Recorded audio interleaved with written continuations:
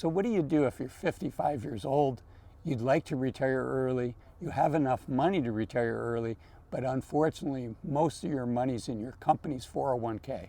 So you have the money, but you just can't access it without paying that 10% early withdrawal penalty. Well, fortunately, the IRS has the rule of 55, which allows people 55 and older to withdraw from their current employer's 401k penalty free. So let's talk more about this.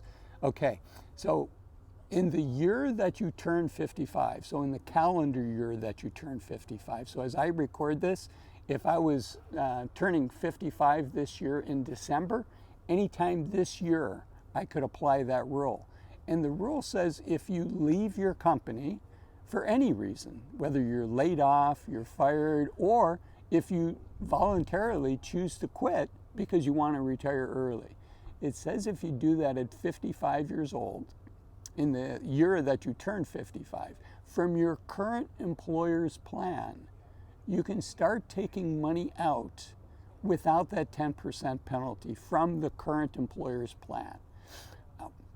Now, unfortunately, it doesn't apply to past plans, but let's say you know you're hoping to retire in 2 to 3 years. You're 52 right now. Do you have old 401ks that you can roll into your current employer's plan? If you do, then that will count. None of this is tax advice. I just want to put this on your radar screen as something you can do, and I want you to look into it and preferably work with an accountant or a financial advisor to find out more. But it's called the Rule of 55, and it's only for your current employer. And the key phrase here is it allows you to avoid the 10% early withdrawal penalty. It does not mean that you can take your money out tax-free. You still, if it's a regular IRA, you still have to pay tax on it. And in fact, if it's a Roth 401k, before 59 and a half, you can take it out without the 10% early penalty, but any gains on the money that you're taking out, that is going to be taxed, and it's going to be taxed as taxable income, ordinary income, and so this works best with a regular 401k. Okay, now it's important to note that this money needs to come out of the 401k.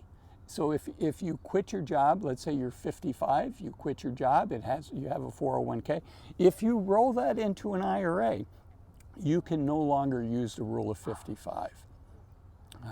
So it's important to think about this ahead of time, and I think it's worthwhile talking to a professional about it.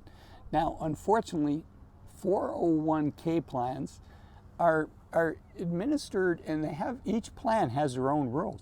They can adopt their own rules. And unfortunately, some plans, and I've heard many plans, do not allow for partial withdrawals. If you decide to take your money out, you have to take all of your money out. So if you're in that situation, let's say you have $500,000 in your 401k, and you want to take out $20,000 a year for the next 5 years, you're 55, and you want to take out $20,000 for the next 5 years, and you've got other sources of income coming in. Maybe you have rental property. So what do? Well, in that case, you don't have to withdraw all of the money. In this case, the $20,000 a year for 5 years is $100,000. So you could take the $100,000 as a withdrawal and roll the rest of it over into an IRA. So that's an idea. I'm not saying that that's right for you. I don't know your situation. This is not financial advice. I'm just giving you things to think about doing. And then what if your money's in the IRA and you'd like to be able to access the money in your IRA? It's a little more complicated. The IRS has another rule for that. It's called 72T. So the first rule was called the Rule of 55. This one's the 72T, and it's also known as substantially equal payments. So if you tell the IRS, I want to start taking out $20,000 a year from my IRA, you've got to take it out for the longer of which, either until you hit 59 and a half or at least 5 years. So there are alternatives. It's not as flexible as the Rule of 55, right?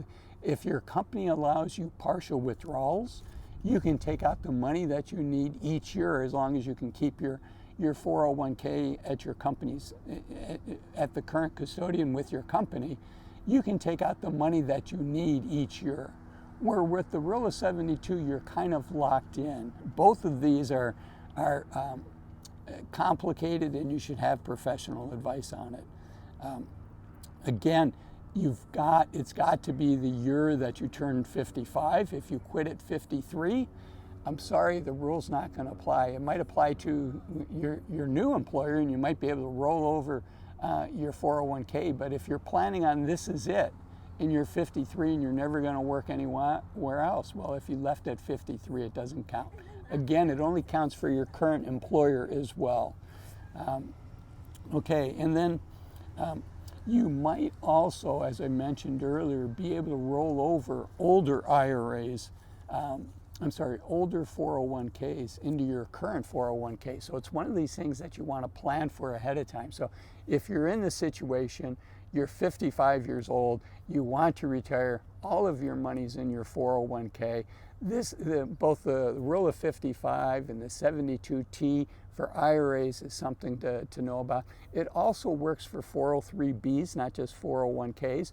And if you're a safety worker, so like a firefighter, a police officer, I believe air traffic controllers also qualify.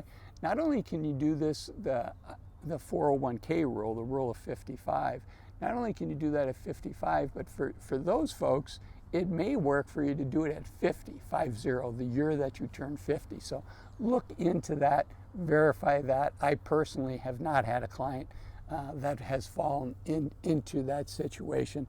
So this can be a good source for you. But one of the things this brings up is the importance of having your money not just in a regular 401k or a regular IRA, but having what I call the 3-bucket strategy. So the regular 401k, the regular IRA, I call that a tax me later account, right? This is money that we earned that we didn't have to pay tax on. We put it in our 401k, our regular 401k or regular IRA, and it's as if we didn't earn that money. So we put those dollars in pre-tax dollars, but now later we have to pay tax on it. So that's the tax me later. The tax me never account really should be tax me early, but don't tax me later. Account is the Roth versions of those 401ks and IRAs.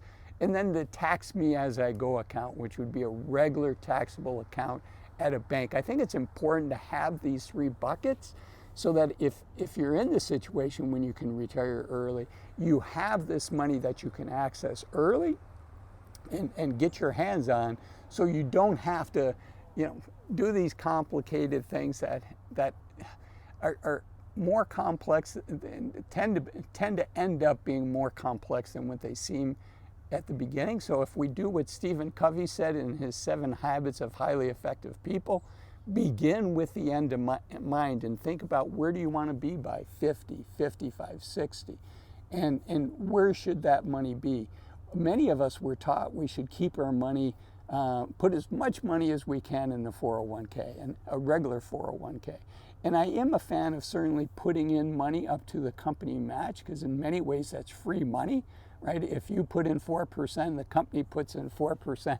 Boy, if at all possible, put that 4% in to the company's plan so you can get that free money. There is oftentimes vesting, but if you've been at your company 4 or 5 years, whatever past the vesting schedule is, then you get access to that company money. I should mention that the money you put in is always 100% vested. That's not subject to vested. But thinking through these 3 buckets, where it's right to have your money, in thinking about the end from the beginning as we're putting money in, and that's why I'm a big fan of the 3-bucket strategy. I'm also a big fan about being thoughtful and deliberate about when you choose to retire, and that's why I made this video up here that talks about when you're retiring. When's the right time to retire? It's called Retiring at 65. That could be a big mistake. Thanks for watching this video, and I'll see you in that one. Bye-bye.